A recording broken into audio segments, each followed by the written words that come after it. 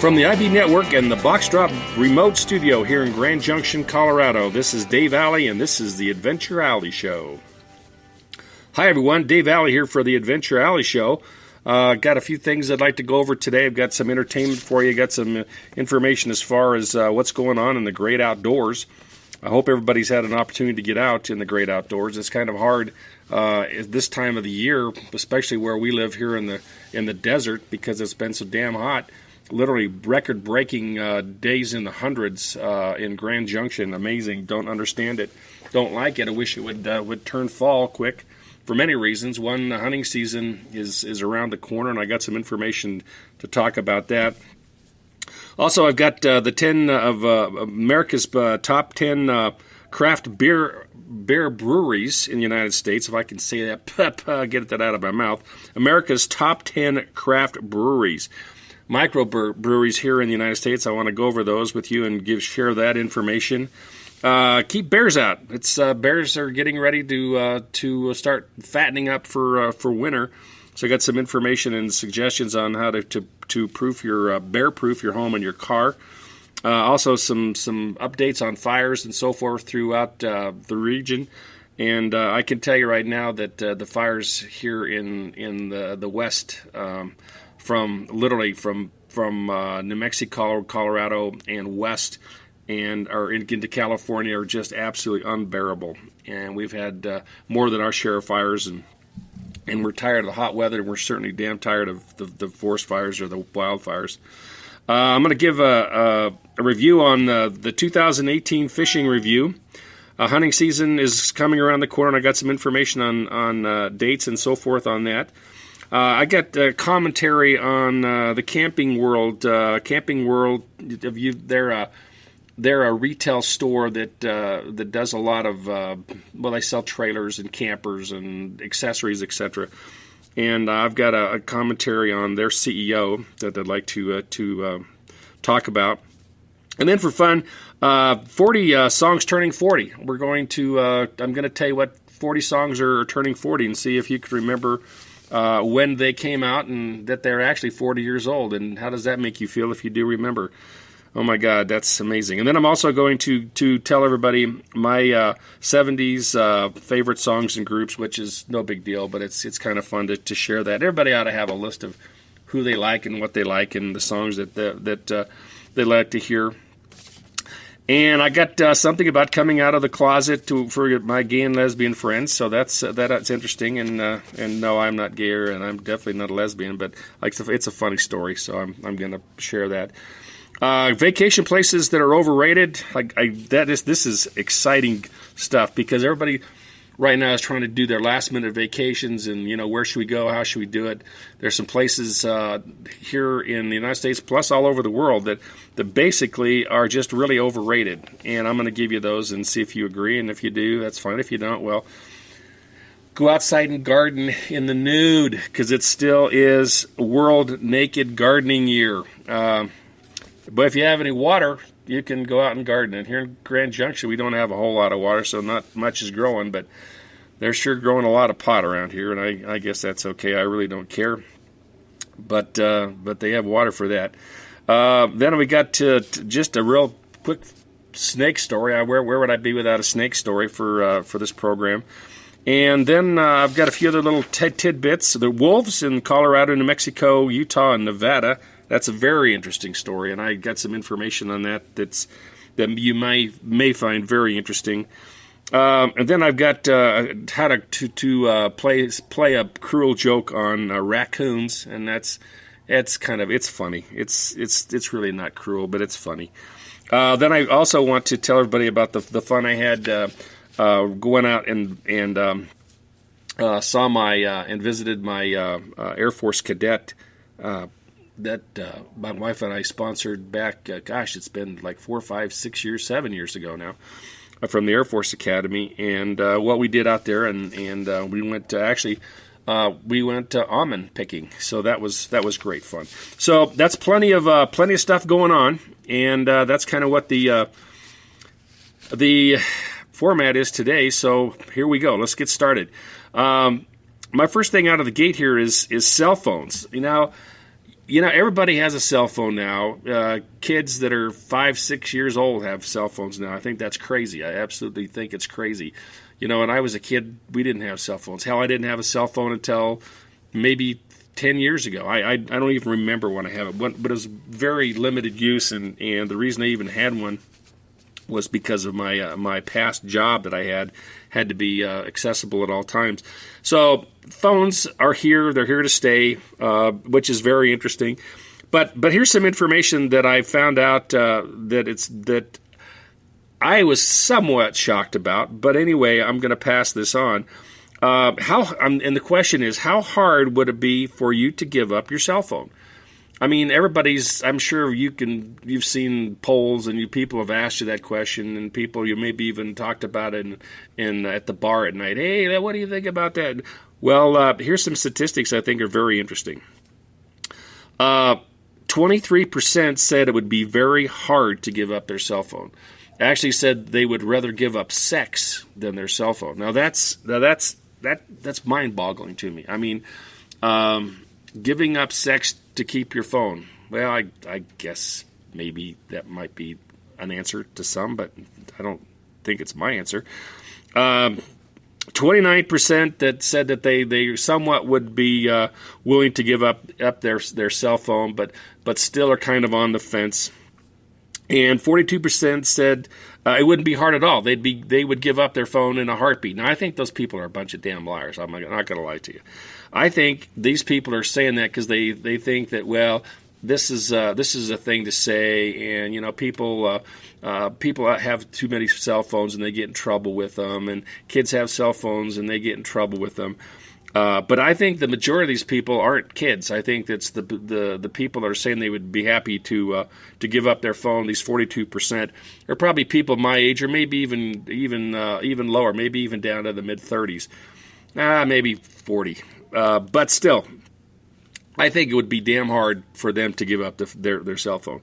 And then there's 6% that said they don't even have a phone, and that's hard for me to believe. But maybe it is. I do not know a person on this earth that I know or have met that does not have a cell phone.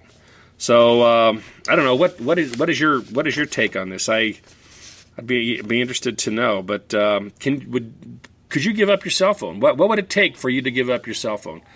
A nuclear disaster where the actual electricity and everything was powered down. You couldn't get on the line. I guess that would be one way to see how difficult it would be. But 42% said that they think that would be no big deal. Yeah, I'll give them my cell phone. So what are you going to do? Send up smoke signals? Use a landline again? Who in the hell has a landline anymore? I don't think there's a landline in Mesa County. Now, I could be wrong. About that. But, if you got a cell phone, there's no reason, especially with all the towers that are around, these phone towers, why would you have a landline? Unless you think that there is going to be a nuclear war, and that's the only way you can power out. Because if you have no electricity, landlines still do work. I really don't know how. My wife could tell you, because that's what she used to do in her job back in the day. But I don't know how they work, and really don't care to know.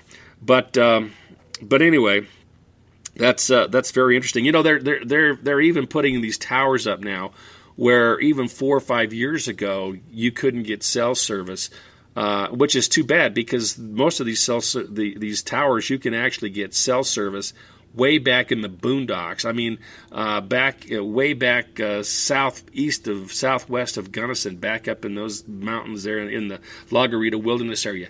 You can still pick up a damn signal. So, and I guess that would be okay if you were attacked by a bear or Bigfoot, but there's no getting away from telephones anymore. So, if you're one of the 42% that says, yeah, I could probably give up your phone, you're a damn liar. I'm telling you that right now. You would not do it. You'd rather give up sex, and that's a sad thing all the way around. Well, that's all I'm going to say about the phones.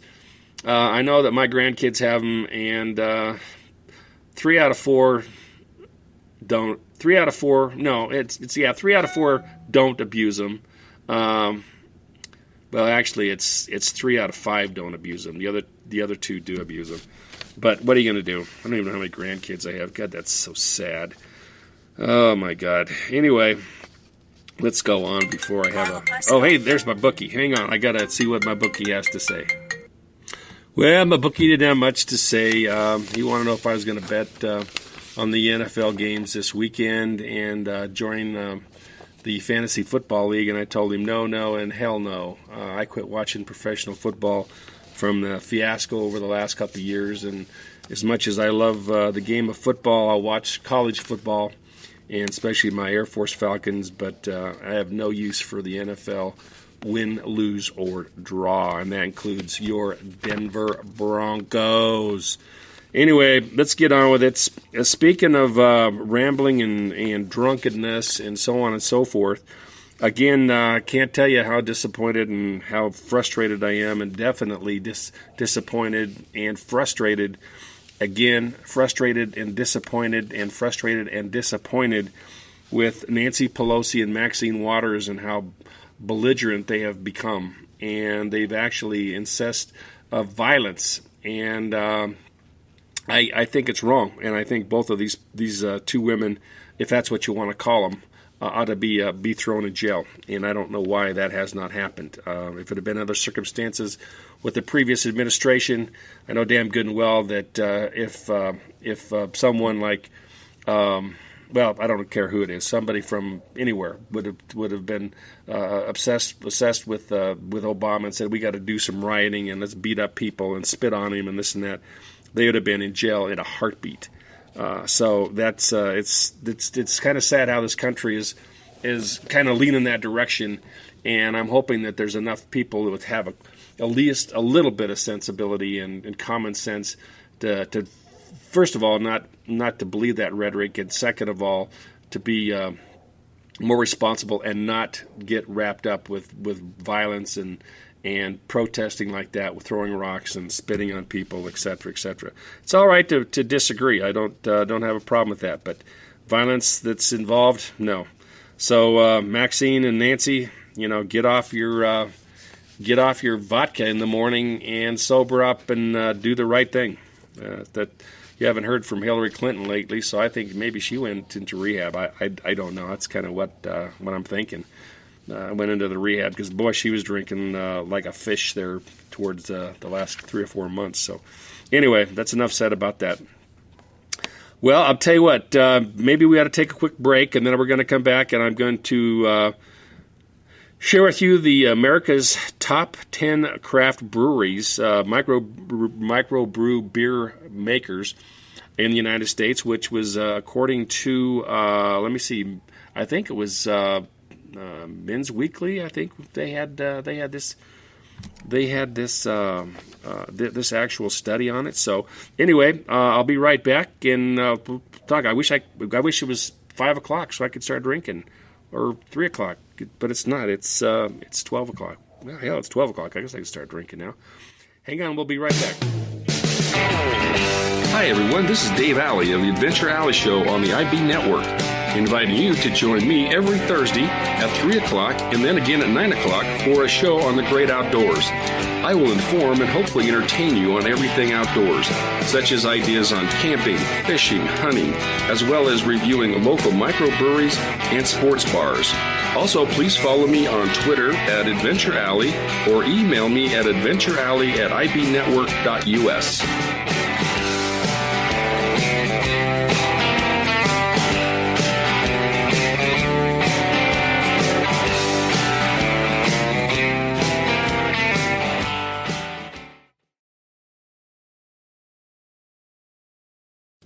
Let's say a few words about Box Shop Grand Junction. They are definitely the place to buy a mattress if you're in the Western Slope or Grand Junction, or even close to being somewhere close to Grand Junction. A lot of people from Moab come to Grand Junction and shop, and they certainly buy mattresses from Box Shop Grand Junction. Not only are discount, but we have truckload sales, and mattresses are a fourth of the price that you can buy them anywhere in the Western Slope, even in Denver, Colorado Springs. Wonderful quality mattresses, 10-year warranties, all in plastic, all made in the United States. great value, great prices. Can't say enough about the owner and the actual quality of product that he sells. And the studio that we're in. It's a remote studio, and it is here in the Box Drop store. So it's a win-win for us here at the Adventure Alley Show. And if you're ever in the Grand Junction, ever have the opportunity to come over this way and have some fun in the great outdoors, stop into Box Drop Grand Junction. Check it out. You may not need a mattress today, but see what a quality mattress looks like. See what the prices that are offered here are, and you'll not only will you be amazed, but you'll also be very impressed. Anyway, Box Drop Grand Junction. There you go.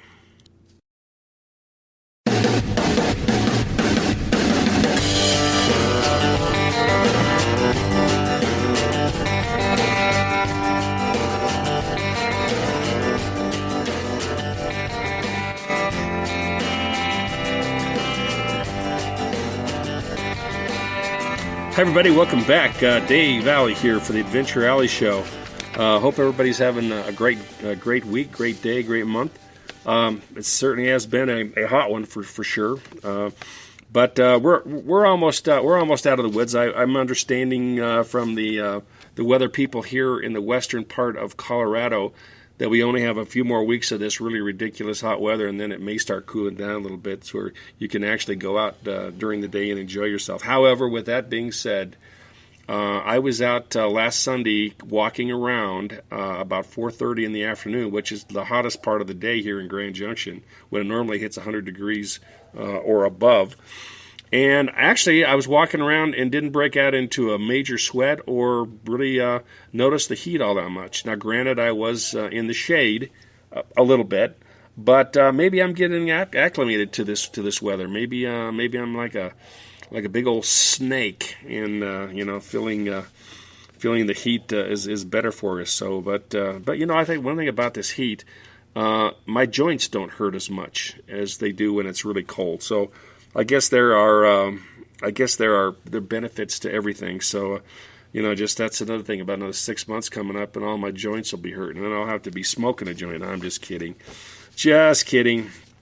I haven't done that kind of stuff since 1969. Actually, I wasn't in '69 because I was only 15 years old at the time.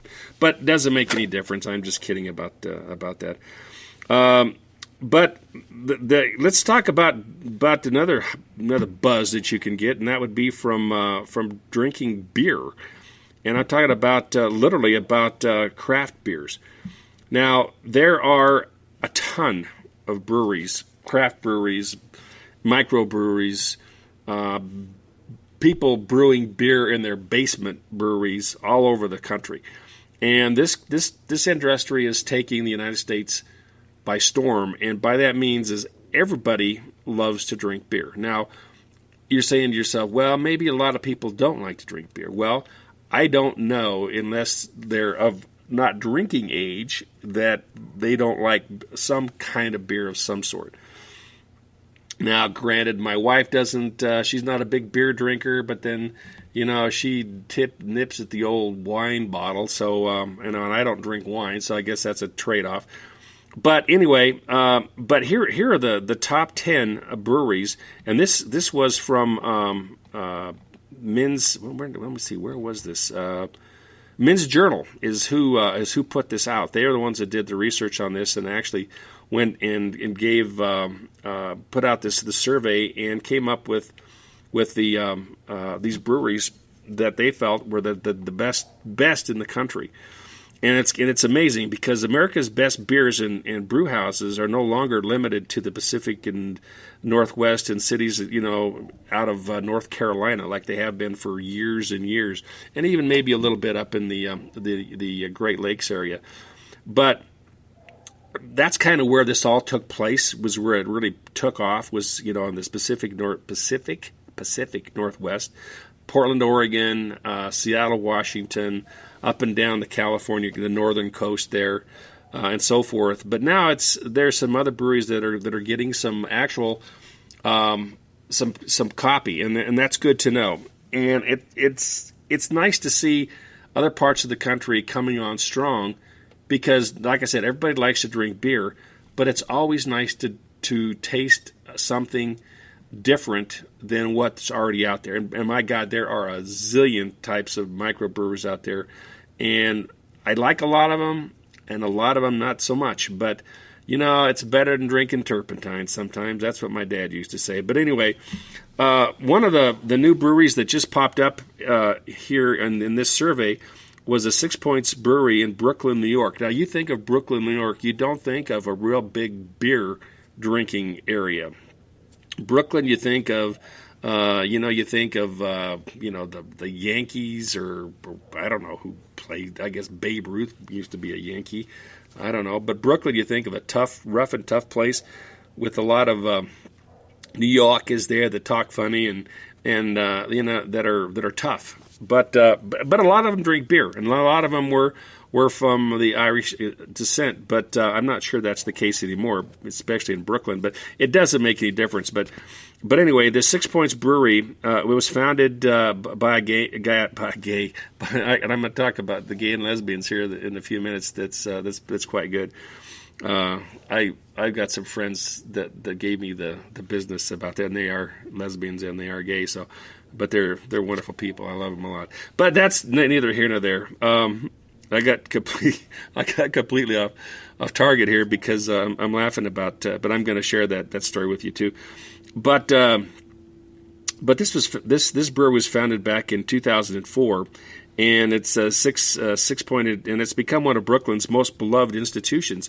And they come up with some of the darndest beers. They have a beer they call Diesel, and it's really a very dark, but a very rich blend. And they also have some that they actually brew that have the same darkness.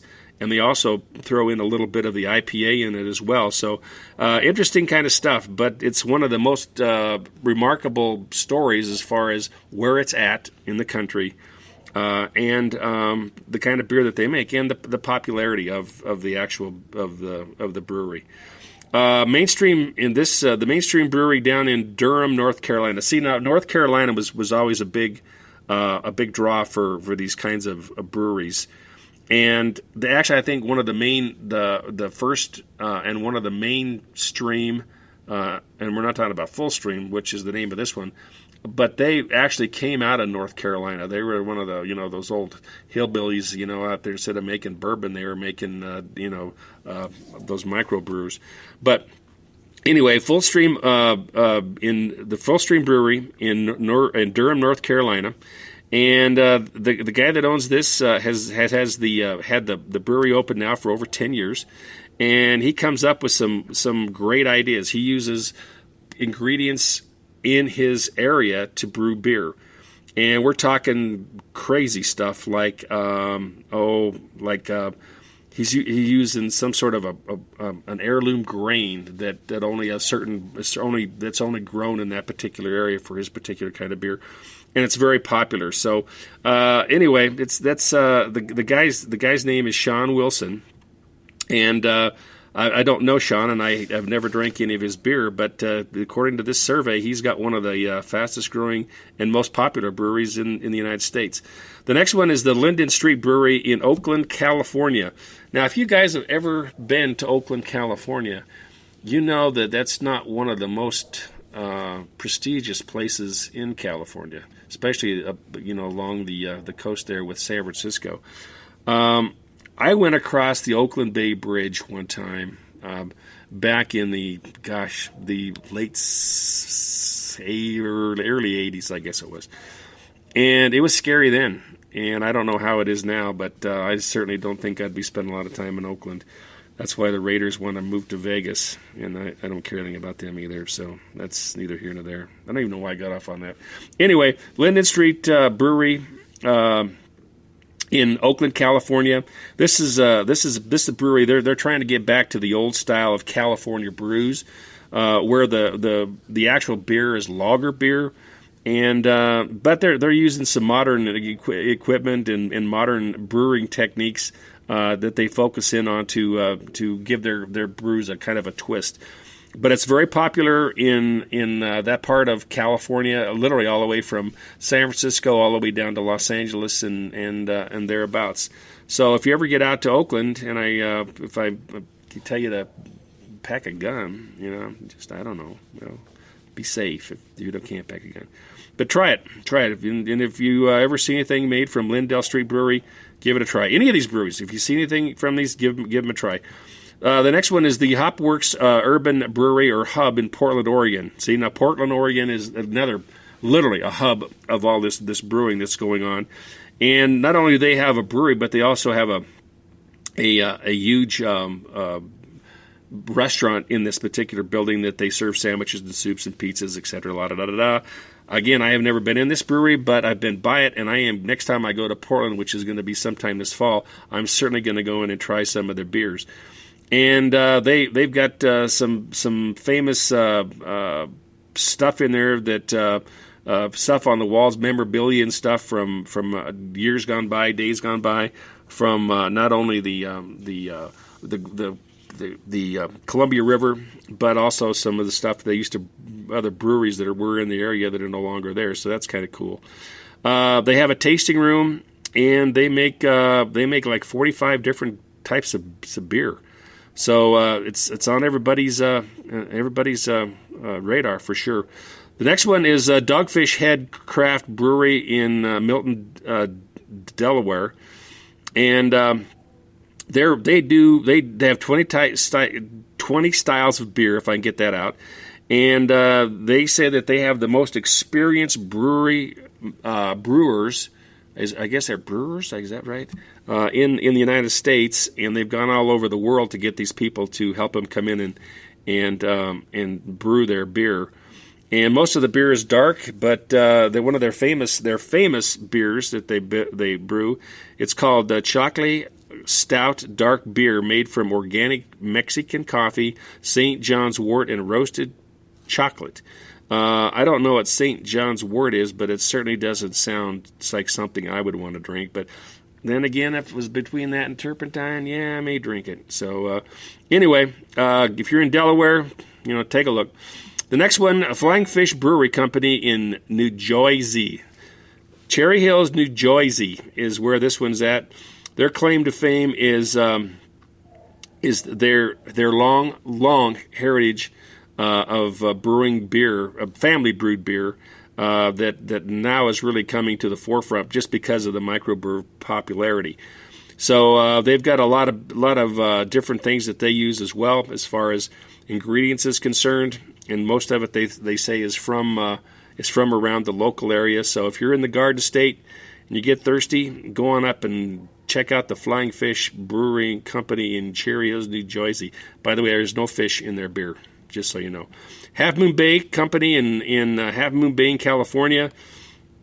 This is the brewery I'd love to go into, and this is a brewery that really is very, very proud of their Bootleggers Brown Ale and their Mavericks Amber Ale. Those are the two main beers that they actually brew, and they are literally world famous. And I've actually seen this Maverick Amber Ale in stores, even here in Grand Junction, and it's really good. So if you're up at Half Moon Bay in California and you got some of that smoke from one of the forest fires in your throat, stop in and grab a cold beer. You'll absolutely you'll love it.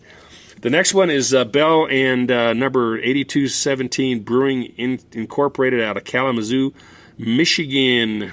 They used to they started out literally brewing 15 gallons at a whack, and now they have employees up to 165 people that are actually employed with this company, and they make over 65 different types of beers. And again, they use just like all these other breweries, they're trying to incorporate as many of the local tastes as they possibly can. So if you're up in Michigan, yeah, stop in. Austin Bee Works in Austin, Texas. Now, this is an interesting brewery because they don't put any of their beer in kegs. They put them all in aluminum cans. And the reason they do it is they say that the beer gets colder because it's in these cans, and they say cold beer, which is my taste. I agree with them.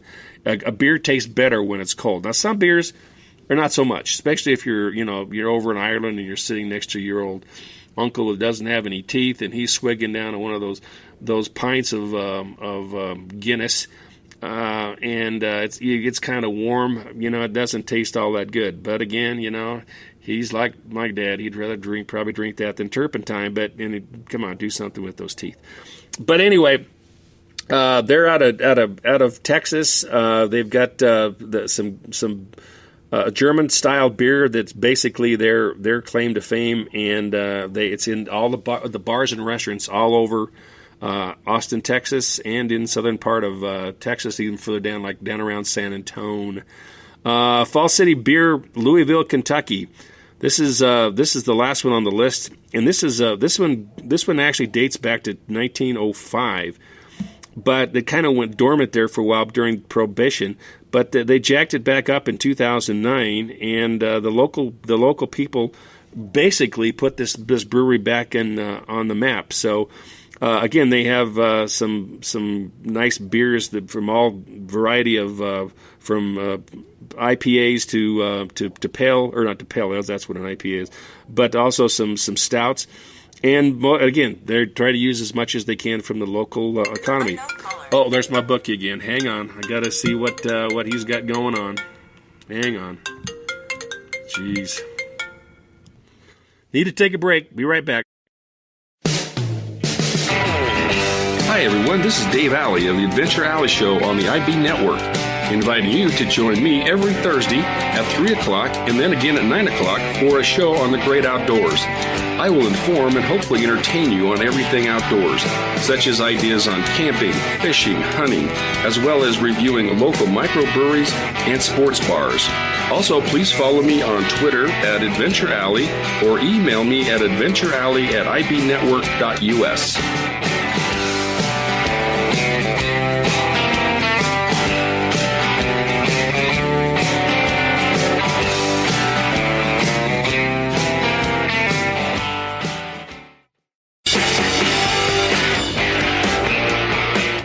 Programming produced by and for the Internet Broadcasting Network can be found on TuneIn. Be sure to take us with you by using the TuneIn app on all your mobile devices. This is the IB Network.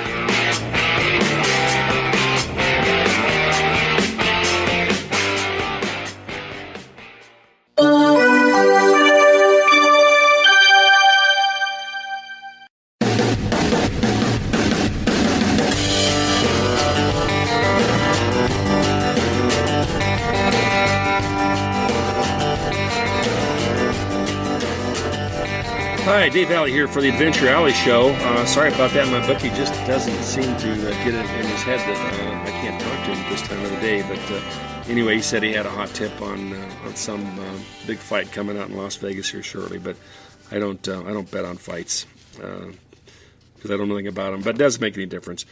Let's go on to something that's closer to home here, and that's bear-proofing your home and your car. This is the time of year that everybody knows that the bears are trying to get fat and sassy and get up in the cave and take a little siesta. So they're doing everything they can. There's been an awful lot of contact with humans and bears this year for many reasons. One, because of the wildfires. Two, because it's been so dry and there's not a whole lot of food. And three is just that humans are going into where they live. And you go into a bear den, you're going to see a bear. That's just all there is to it. So, unfortunately, a few bears have been killed this year, which is kind of sad. I always hate to see that, but on the other hand, I would hate to see anybody get hurt, and especially like that little girl here in Grand Junction that was attacked by the bear like last spring. So, but anyway, it's always good to know the facts and figures as far as what bears are all about and how to keep them out of harm's way and out of your way. So here's a few ideas that I got from the Game and Goose, and it's really interesting that we're coming up to hunting season, which you can actually get a bear license in some areas. And some of these bears that they had to kill. So, but anyway, But as you know, we're getting towards the end of the summer season, and that triggers all the bears. They're all hungry, and they want to pack on the pounds so they can get ready for hibernation. And anyway, the Game and Goose said that the calories that these poor bears need is an absolutely amazing amount of calories. And they'll do anything and just about eat anything to get these calories. So hungry, and they say hungry bears will be active, seeking and to try to get as many meals as they can before they have to go up and take a hacienda, and that used to be that casino there in Las Vegas, but now it's called the Fiesta, but that's not the hacienda. It's a when you take a siesta. That's what I'm trying to say. But anyway, but bears will get into your house. They'll break into your car. They'll break into your camper. They'll break into your tent. So there's some things that you need to do to make sure that you're bear proof, or at least try not to get give them the upper hand as trying to get into your house, your car, your tent, or whatever. But make sure that when you go somewhere in your car that you lock up your car. Make sure your windows are up. Make sure that you don't leave your keys in the car for sure.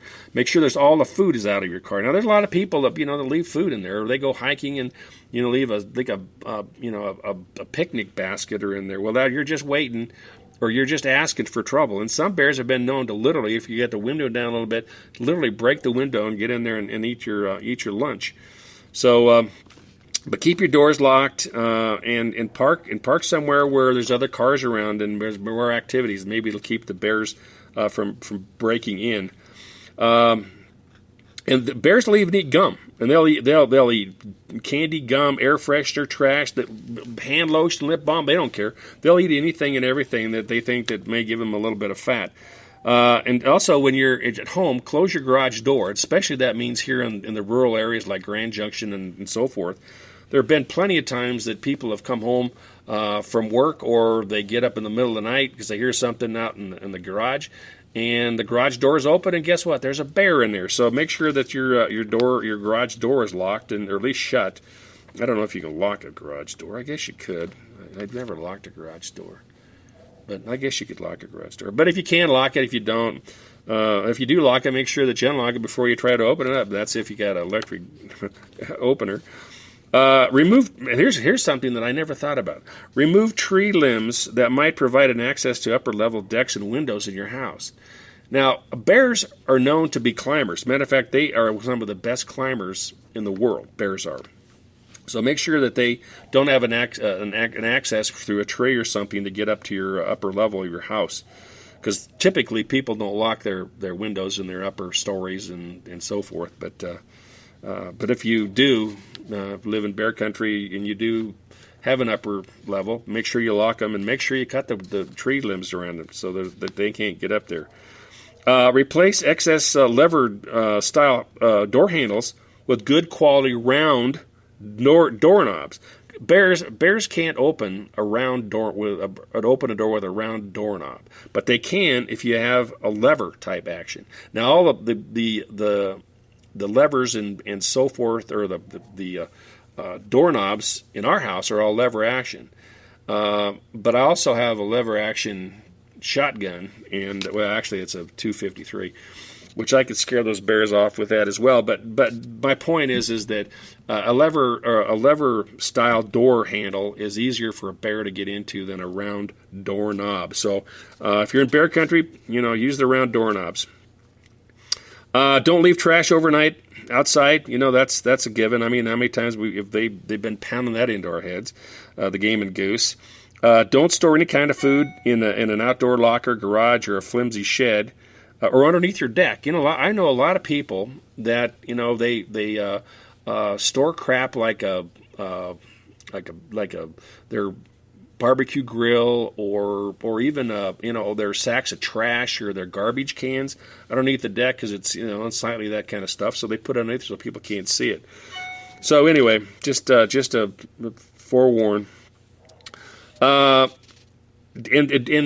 same thing with bird feeders. Bears have been known to climb trees and tear down bird feeders and eat the bird seed. So amazing. And then try to teach bears. I know that's kind of a crazy thing, But if you have bears in your area, if a bear does come close to your house, try to scare it away. Make loud noises, yell, scream, clap on your hands, bang on pots and pans, blow air horns. Bears don't like loud noises. So if you do that kind of stuff, they'll probably run off. Don't approach them. Don't run out there with a pot and a pan and whack it with a wooden spoon trying to scare him off, because he's probably going to attack you. But get it so they can hear you, because they don't like loud noises. And again, electric fences and that kind of stuff are no deterrent for a bear. So don't think that that's going to do it. But if you have fences and stuff, that can keep them, regular fences, that can keep them at bay. And then if a bear does enter your house or through a window or something, make sure that if you come in and you see them in there, chase them back out the same way that they came in, so that they know that there's not other ways to break into your house, because they probably will be back. And again, never approach a bear while he's in your house, in your garage, or in your backyard, or in the great outdoors. Scare him off, or turn around and quickly get away as safely as you can. So anyway, that's kind of where that stands. I'm going to take one more break, and then we're going to come back, and I'm going to do some other stuff. I don't know what, but we'll see. Hang on. Oh, by the way, this portion of the show is sponsored by the G-Wagon in Denver. The G-Wagon is known for their Philly cheese sandwiches. They're actually called the Denver cheese sandwiches. Some of the best sandwiches I've ever had. The Reefer Brothers are the ones that own the G-Wagon. They are quality chefs. They actually are chefs, because they have a degree in chefery, or whatever it's called, cooking. So be on the lookout for the Green Weenie G-Wagon. It's a big G, or it has a big G on it. It looks like the Green Bay Packers, but it's not. But it's a green wagon. Some of the best French fries, the best cheese sandwiches, and the best company you will ever see. Be right back.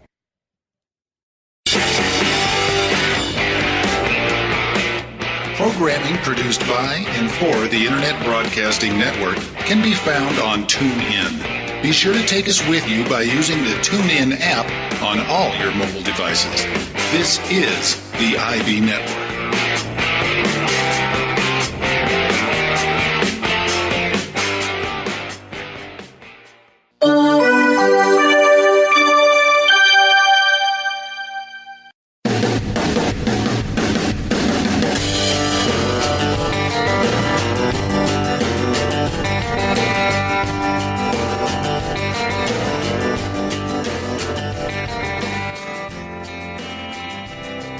Hi, Dave Alley here for the Adventure Alley Show.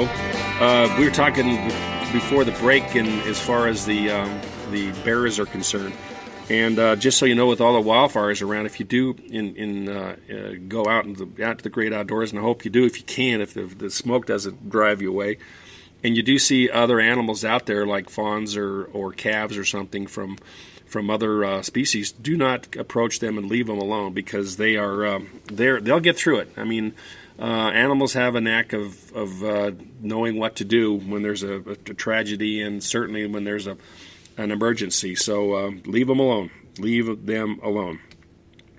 The fishing. Let's talk about fishing for a few minutes. The fishing review for 2018 to this point has been poor at best. And I'm just talking about in the state of New Mexico, Arizona, Colorado, Utah, and parts of Wyoming and South Dakota. Not so much South Dakota, but the other states, there just hasn't been enough water. And when there's not enough water in some of these little streams, and or there's not water flowing through a lake, the temperature of the water gets high, or gets warmer, and the fish have a hard time to survive. And actually, it's hard for them to actually to spawn and reproduce.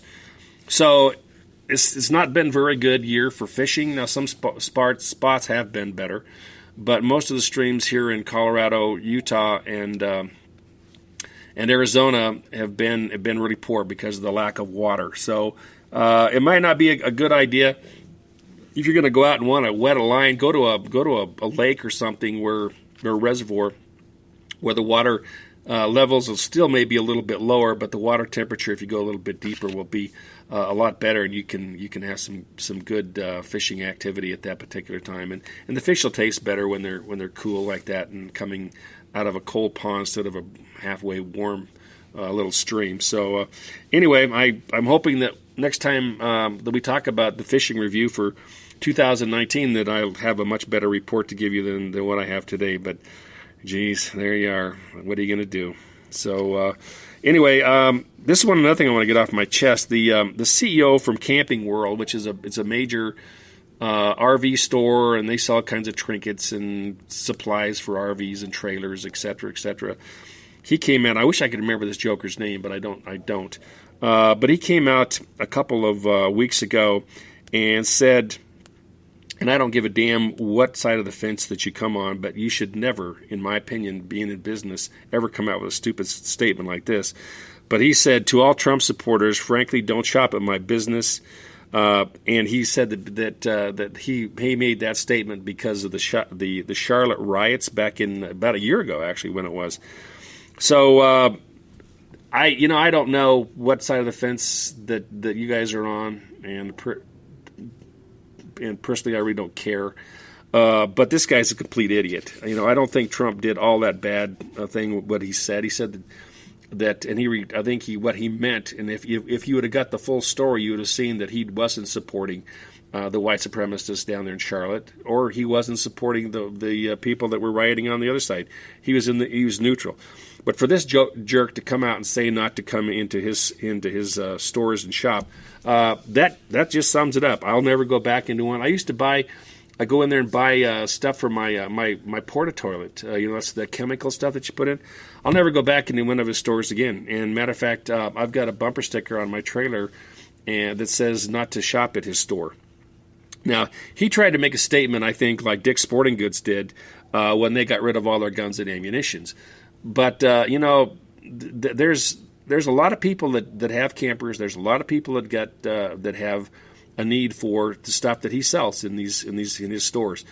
But there's plenty of other places to go to get this stuff. And even though he's maybe the biggest one in the country, I hope this guy loses a lot of his market share. I don't want him to go out of business. Don't get me wrong. But I think he's a jerk, and I certainly wouldn't go into his store, and I certainly wouldn't buy anything from him. But Dick's Sporting Goods, like I was saying, they made the decision to give up guns and ammunition because they sell the majority of stuff that they sell is like sporting goods: bats, balls, football, helmets, that kind of stuff, and sporting good wear, and the clothing, that kind of stuff, clothing lines. But which with that happened made some opportunities for other little mom and pop stores to pop up that sell guns and ammunition. So whatever you can't get at Dick's now, you can get over at the mom and pop store, and probably get better service. I guarantee you'll get better service than you ever going to Dick's, because every time I went to that one in Colorado Springs, good God, I went out of there shaking my head and wondering, why did I ever go in here? Because I could never get any help or find what I wanted. But regardless of that, these mom and pop stores will treat you right. They may be a little higher than what you'd pay if you went to Dick's Sporting Goods, a couple years ago. But you'll be treated better, and I guarantee you that will make your attitude a lot better towards the whole thing. So just look around, and I'm sure they're popped up in your town as well. So look out for them, and give them a try. You go in and check them out. Let's see what else is happening here. Let's talk about really quickly the hunting season coming up here. This is just for the state of Colorado, but it's coming up. It's coming up quick, and before you know it, it's going to be upon us. And hopefully, you guys that are going to be hunting have a plan together. Because if you don't, it's kind of it's never good to do. What I'm trying to say, it's never good to do a rush job when you're trying to go out and get your stuff ready to go hunting, and you don't have a plan. But there's plenty of stuff coming up. First of all, we have all the species that you can hunt. You can hear bear, deer and elk, moose. The moose population has really got pretty heavy. I think they said there's like 1,200 of them here in the state of Colorado, which is remarkable. Plains deer. That's like ones out there on the plain. Not that they plane. I don't know what they plane. Not airplanes, but plain deer. Pronghorn. Well, what are they? They're pronghorns, but they're antelope. Antelope is what I'm trying to say. Are coming up. Muzzle loading is the first one out of the gate, and well, those are all actually archery starting here in 2 weeks, in the 25th of August. Actually, pronghorn started today. It started. Let me see. Yeah, no, it's going to start tomorrow. Pronghorn season for bow and arrow starts tomorrow, and then they'll all start following in after that. Then muzzle loading, and then rifle season, and then it'll end up at the end of the year with the with rifle season for deer and elk and moose, et cetera, et cetera. So, and I have some specific dates, and I'll be sure to pass these on as the closer we get. But hunting season is around the corner. Get your hunting equipment out, take a look at it, make sure if you have to do any repairs to it, go in out and sight your gun in, or your bow and arrow, or your muzzle loader. I used to know a guy used to do a muzzle, did some hunting with muzzle loading. Never could kill a damn thing because he couldn't load fast enough. He was a poor shot, but he had fun anyway, and it's just fun to get out, whether you're successful or not. That's kind of how I feel. It's just kind of fun with the camaraderie and the drinking a little bit of beer and nipping at the old jug and so forth. So anyway, it's kind of fun. So that's coming up, and I'll give you more information on that as we go. This is a thing that I saw the other day that I thought was pretty funny, and it was cruelty to animals, but it's not really. A person had a piece of cotton candy that he put next to a raccoon den, which was next to a little creek. And the raccoon ran up, grabbed the cotton candy, and you know that all raccoons wash everything before they eat it. And the cotton candy was sitting on a rock. The raccoon ran up, grabbed the cotton candy, put it in the water to wash it, and guess what happened? It just dissolved. And the poor raccoon was absolutely clueless. He thought he didn't have a clue where this cotton candy was. He was looking around him, and he was looking behind him, and he went up and down the creek bed. It was actually... It wasn't cruel. It was funny. But anyway, the poor raccoon. I'm sure he'll find something else to eat. Wolves in the state of Colorado, in the state of New Mexico, in the state of Utah, in the state of Nevada are making a comeback. And good or bad? I'm thinking not so much. I don't particularly like wolves in the lower 48, especially down this low in Colorado. We have enough pressure on our wildlife as it is to have a pack of wolves literally running and roaming the mountains, making mincemeat of the deer and the elk population. I don't care about the raccoons. They can eat all of them they want. I'm not trying to be cruel. I'm just saying I don't care. But there's plenty of raccoons. But I don't think that we should have a wolf population in Colorado or in New Mexico or in Utah or in Nevada.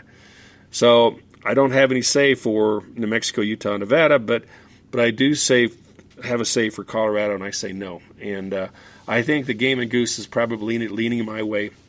There have been a lot of studies, and there have been a lot of reports, and there have been a lot of meetings on what should we do about all these wolves.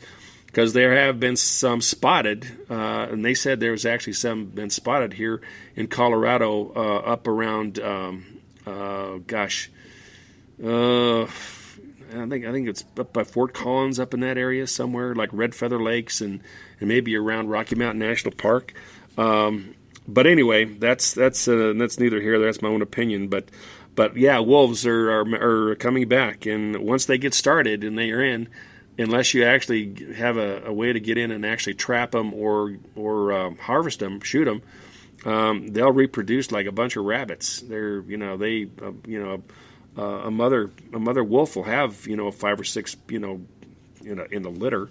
So they have a litter every year. So it's a bunch. But anyway, that's my own opinion, and so on and so forth. So I don't know if you guys had if you heard, I'm sure you did, and all the other radio programs and broadcasts here in the United States. but a milestone happened this last week, and it's Rush Limbaugh, the famous talk show host, has now been on the radio for 30 years.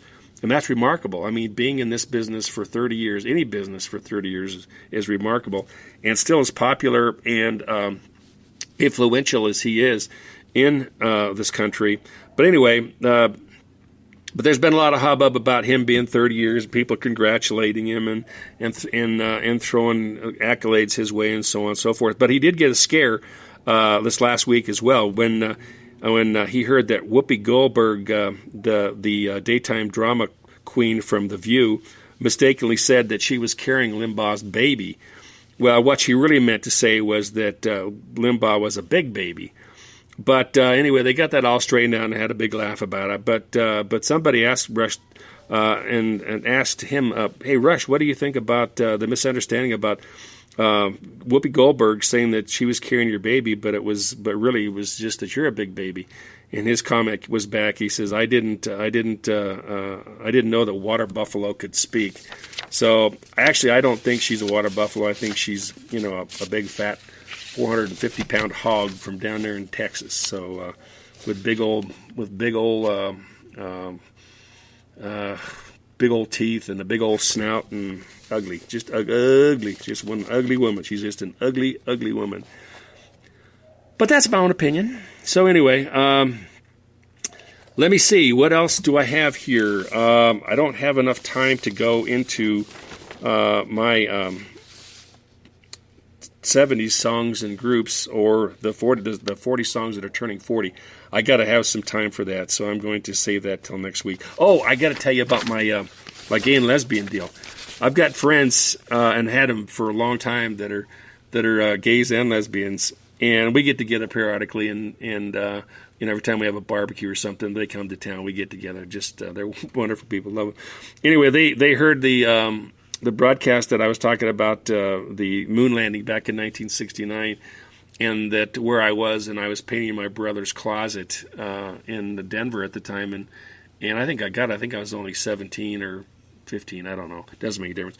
Anyway, and I made the statement that I came out of the closet that day to see the moon landing, and they got the biggest kick out of that, and they were giving me and rubbing me raw about being turning gay.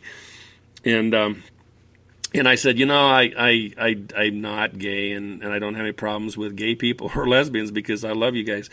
But I said, that's one thing you'll never have to worry about me is turning gay because I like women too much, and that's just kind of the way it is. But anyway, I don't know.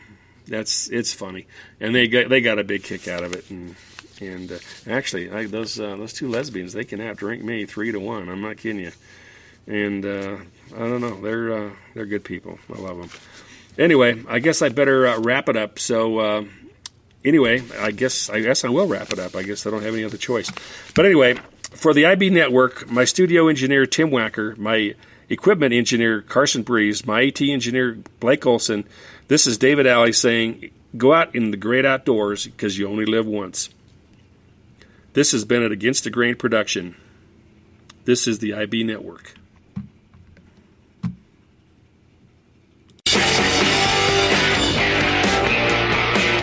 Programming produced by and for the Internet Broadcasting Network can be found on TuneIn. Be sure to take us with you by using the TuneIn app on all your mobile devices. This is the IB Network.